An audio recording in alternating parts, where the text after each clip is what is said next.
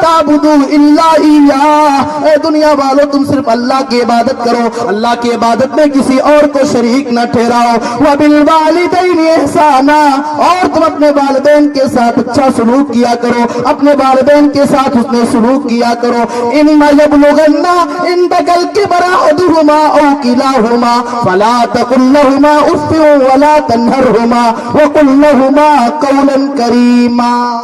اللہ یہ کہتا ہے اگر دونوں یا دونوں میں سے کوئی ایک بڑھاپے کی عمر کو پہنچ جائیں تو ان سے تیز آواز میں، یہاں تک کہ انہیں اف تک بھی نہیں کہنا ہے، وقل لہما قولا کریما، بھلی انداز میں اچھی آواز میں ان سے بات کیا کرو۔ عورت کا مقام یہ ہے کہ عورت اگر ماں ہے تو ماں اور باپ کے مقابلے میں اپنی اولاد کے حسن سلوک کا زیادہ حقدار یہ عورت ہے۔ اللہ کے نبی صلی اللہ علیہ وسلم نے اس طرح کی تعلیم اپنی امت کو دی۔ ایک صحابی آتے ہیں، اللہ کے نبی صلی اللہ علیہ وسلم سے سوال کرتے ہیں، من احق الناس بحسن صحابتی، اے اللہ کے نبی میری حسن صحبت کا حقدار کون ہے؟ اللہ کے نبی جواب دیتے ہیں تمہاری ماں۔ پھر پوچھا اللہ کے نبی پھر کون؟ قال امک، پھر پوچھا تیسری مرتبہ بھی اللہ کے نبی یہی جواب دیتے تمہاری ماں۔ چوتھی مرتبہ جب اس صحابی نے سوال کیا اللہ کے نبی فرماتے تمہارا باپ۔ اور غور کیجئے، ایک آدمی اپنی ماں کو اپنے کندھے پر بٹھا کر کے خانہ کعبہ کا طواف کرا رہا ہے، خانہ کعبہ کا طواف کرانے کے بعد وہ کہتا ہے ادیت حق امی، میں نے اپنی ماں کے حق کو ادا کر دیا۔ عبداللہ ابن عمر ہے، انہوں نے کہا نہیں، تم نے اپنی ماں کے حق کو ادا نہیں کیا، تمہاری پیدائش کے وقت تکلیف کی وجہ سے اور درد کی وجہ سے تمہاری ماں کی زبان سے جو آہ کی آواز نکلی تھی اس آہ کی آواز کا بھی حق ابھی تم نے ادا نہیں کیا ہے۔ میری پیاری ماں بہنوں غور کرو، اسلام نے ماں ہونے کی صورت میں آپ کا یہ مقام دیا ہے کہ اللہ کے نبی صلی اللہ علیہ وسلم نے ارشاد فرمایا الجنت تحت اقدام الامہات، جنت ماؤں کے قدموں کے نیچے ہے۔ یہ اسلام نے آپ کو اونچا مقام دیا۔ یہ عورت اگر بیوی ہے تو اس کا مقام یہ ہے کہ کائنات کی سب سے عظیم دولت ہے۔ اللہ تعالیٰ ارشاد فرماتا ہے وَمِنْ آيَاتِهِ أَنْ خَلَقَ لَكُم مِّنْ أَنفُسِكُمْ أَزْوَاجًا لِتَسْكُنُوا إِلَيْهَا وَجَعَلَ بَيْنَكُم مَّوَدَّةً وَرَحْمَةً۔ اللہ کہتا ہے اے میرے بندو، اللہ کی نشانیوں میں سے اہم نشانی یہ ہے کہ اللہ نے تمہارے نفس سے تمہارا جوڑا بنایا ہے لِتَسْكُنُوا إِلَيْهَا، تاکہ تم آپس میں ایک دوسرے سے مل کر کے سکون حاصل کرو۔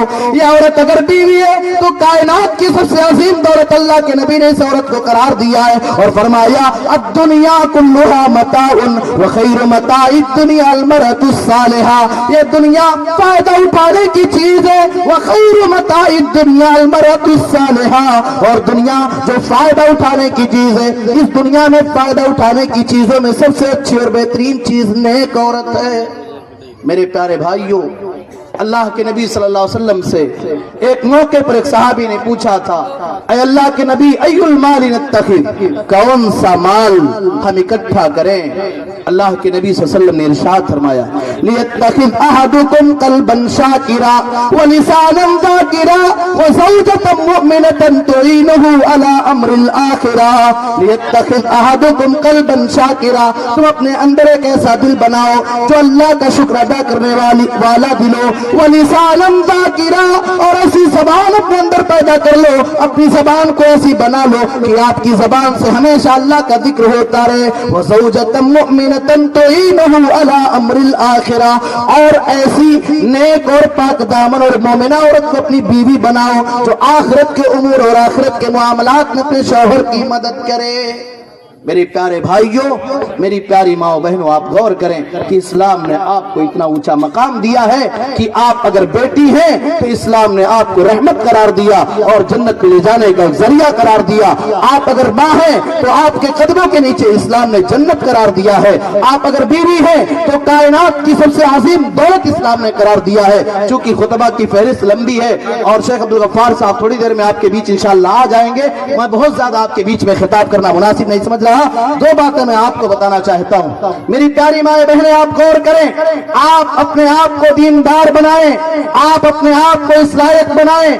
आपको इस्लाम ने एक ऊंचा मकाम दिया है, इसलिए इस्लाम की तालीमात को फॉलो करते हुए, इस्लाम के बताए हुए तरीके के मुताबिक जिंदगी गुजारते हुए आप इस दुनिया के अंदर अपनी जिंदगी को गुजारें। आपकी सुबह शाम आपके बदन पे जो लिबास हो, आपके सर पे जो बाल हो, आपके बदन के ऊपर जो दुपट्टा हो, आपके हाथ में जो कंगन हो, आपके पैर में जो पाजेब और पायल हो, वो इस्लाम के बताए हुए तरीके के मुताबिक हो। आप जरा गौर करें, कहीं हमारे कपड़े से, कहीं हमारे निकाब से, कहीं हमारे पाजेब से, कहीं हमारे कंगन से इस्लाम की तालीमात की धज्जियां तो नहीं उड़ाई जा रही हैं।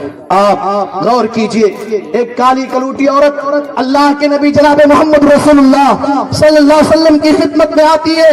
जो काली कलूटी औरत मिर्गी जैसे भयानक बीमारी का शिकार है, वो अल्लाह के नबी के पास आती और कहती है, अल्लाह के नबी आप दुआ कर दीजिए, अल्लाह मेरी इस परेशानी को दूर कर दे। अल्लाह के नबी ने उस औरत के सामने दो ऑप्शन रखा। अल्लाह के नबी ने फरमाया, इंशीती सबरती फलकी अल जन्ना, अगर तू इस बीमारी पर सब्र करेगी, अगर इस तकलीफ को बर्दाश्त करेगी, तो मैं गारंटी देता हूं कि अल्लाह तुम्हें सब्र की बुनियाद पे जन्नत का हकदार बनाएगा। और अगर चाहती हो तो मैं तुम्हारे लिए दुआ कर सकता हूं, अल्लाह तुम्हारी इस बीमारी को दूर कर देगा। उस काली कलूटी औरत का जवाब, हमारी कौम की बेटियां, हमारी कौम की बहनें और हमारी कौम की वो माएं जो अपनी बच्चियों को बेहया और ऐसे कपड़े नीम बराना लिबास फराहम करती हैं, जरा गौर करें, हमारी कौम की वो बेटियां जो बाजारों की जीनत बन करके अपने चेहरे की नुमाइश कराती हैं, अपने चेहरे को दूसरों के सामने खोल करके घूमती और चलती रहती हैं। जरा उस काली कलूटी औरत के इस जवाब पर गौर करें। उस औरत ने कहा, ऐ अल्लाह के नबी सल्लल्लाहु अलैहि वसल्लम, अगर इस बीमारी पर सब्र करने की वजह से, अगर इस तकलीफ को बर्दाश्त करने की बुनियाद पे अल्लाह रब्बुल आलमीन अपने यहां मुझे जन्नत देने का वादा कर रहा है, इस परेशानी को मैं बर्दाश्त कर लूंगी, इस तकलीफ पर मैं सब्र कर लूंगी। लेकिन अल्लाह के नबी आपसे एक अपील है, वो अपील ये है, ऐ अल्लाह के नबी, जब मिर्गी का दौरा आता है तो मेरे सतर के ऊपर से मेरा कपड़ा हट जाता है, मैं नंगी हो जाया करती हूँ। ऐ अल्लाह के नबी, आप अल्लाह से दुआ कर दीजिए, ये बीमारी बर्दाश्त है, ये तकलीफ बर्दाश्त है, मगर ये बेहयाई बर्दाश्त नहीं है, ये बेगैरती बर्दाश्त नहीं है। ऐ अल्लाह के नबी, तकलीफ की हालत में भी मुझे गवारा नहीं है कि मेरे शर्मगाह पे किसी गैर की नजर पड़े। मेरी प्यारी माओ बहनों, गौर करो। और मैं आपको बताऊं, एक मुसलमान औरत को बाहया होना चाहिए।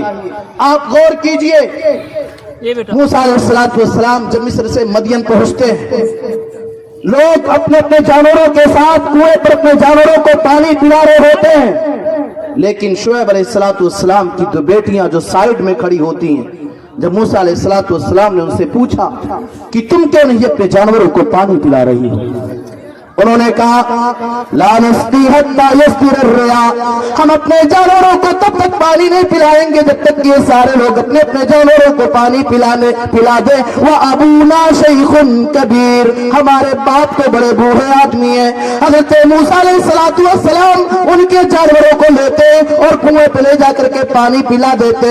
पानी पिलाने के बाद वो बच्चियां अपने अपने जानवर को लेकर